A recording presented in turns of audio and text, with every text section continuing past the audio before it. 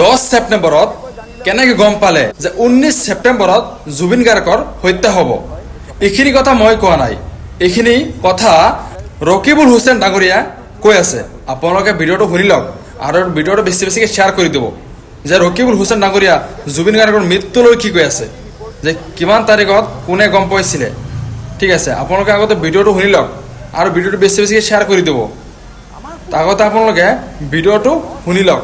10 ছেপ্টেম্বৰত কেনেকৈ জানিলে 19 ছেপ্টেম্বৰত জুবিন গাৰ্গক হত্যা কৰা হ'ব? এই যে আগতে কি হয়, এই ডকাইতিবিলাক যে ধৰে, তেওঁলোকে মানে চিগাৰেটটো খাই পেলাই অকণমান পেলাই থৈ যায়, সেইটো ক্লু লৈয়ে ধৰা পৰি যায়। হিমন্ত বিশ্ব শৰ্মাই 10 ছেপ্টেম্বৰটো কেনেকৈ জানিলে? এতিয়া কৈছে যে SIT ৰিপৰ্টটো আমি ৰাজহুৱা নকৰিলোঁ কাৰণ জুবিন গাৰ্গৰ মৃত্যু হ'ল। চাব দেই, আমাৰ পোনপটীয়া প্ৰশ্ন যে 10 ছেপ্টেম্বৰ তাৰিখে কেনেকৈ হিমন্ত বিশ্ব শৰ্মাই ডাঙৰীয়াই জানিলে যে 19 ছেপ্টেম্বৰত জুবিন গাৰ্গক হত্যা কৰা হ'ব? সেইটো উত্তৰ দিয়ক, কৈছিল নে নাই?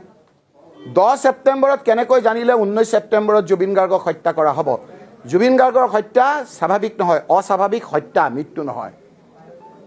উত্তৰ দিয়ক যে 10 ছেপ্টেম্বৰ তাৰিখে কেনেকৈ জানিলে যে 19 তাৰিখে জুবিন গাৰ্গক হত্যা কৰা হ'ব? 10 ছেপ্টেম্বৰত দপদপাই ফুৰিছিল জুবিন গাৰ্গ ডাঙৰীয়াক, কাৰণ ভয় লাগে আমাৰ তেখেতক কথা ক'বলৈ। আমাকে হত্যা কৰিব বিচাৰিছিল আৰু হত্যাৰ অভিযোগ বহুত তেওঁৰ আছে।